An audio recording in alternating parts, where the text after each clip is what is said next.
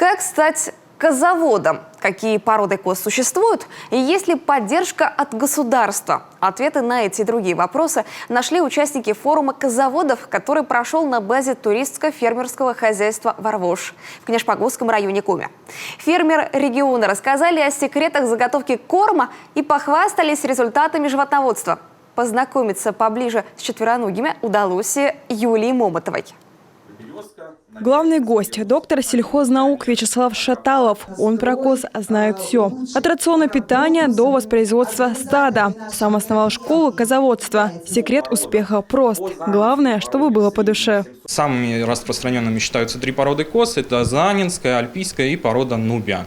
Для северных регионов, особенно для таких как Республика Коми, Ленинградская область, Архангельская, прекрасно подходят альпийские козы, козы альпийской породы и козы заанинской породы. А козоводство развивается, к счастью, развивается семимильными шагами. Мы уже переходим из количества в качество и молочной продукции, и качество самого племенного материала. Это очень хорошо. То есть в настоящее время козоводство, в принципе, это рентабельная область сельского хозяйства. Гульнара Размыслова знакомит участников с молодняком. Козленок Кузьмич. Фермер признается, животное такое же болтливое, как один из героев фильма «Особенности национальной охоты». Поэтому имя выбрано не случайно. Всего у Гульнары 12 голов, из них 5 козочек. Нубиец, он еще маленький парень, ему всего 2,5 месяца. Он у нас приезжий с Вильгарта, с племхозяйства тоже женщина занимается. Взяли на воспроизводство своего стада. Я почему и не делаю акцент на одну породу, делаю так. У нас местность такая. Вот эта вот, допустим, нубийская, она более спокойная с альпийцами. И когда те же чистопородные альпийцы вперед бегут, нубийцы их тормозят. То есть они же стадные животные. Самая первая коза, которая было много хозяев, она приехала из Кировской области.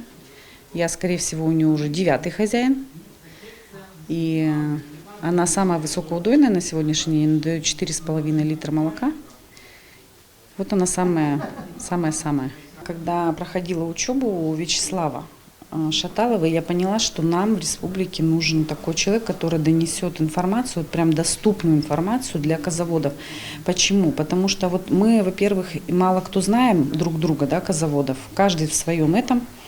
Продаем, естественно, своих козлят. Козлят уходят куда-то на хозяйство, потом к другому. И в итоге они получаются скрещенные уже, потом породословно одинаковые они. Козоводов поддерживает и государство. В рамках нашей государственной поддержки можно получить поддержку, это субсидии на содержание мелкого рогатого скота, да, то есть на содержание козочек, когда уже зарегистрирован крестьянским фермерским хозяйством, то есть у нас вся государственная поддержка предоставляется сельскохозяйственным товаропроизводителям.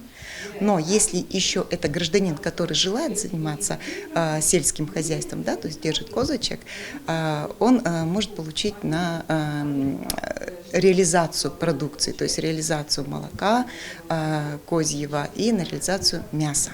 И это только малая часть оказываемой поддержки. Главное – иметь желание. А если фермер принял решение об укреплении и расширении своего хозяйства, то он может заявиться на грант «Агростартап», в рамках которого можно получить до 5 миллионов рублей. Юлия Момотова, Иван Богомолов, телеканал Юрган, Книжпогосский район.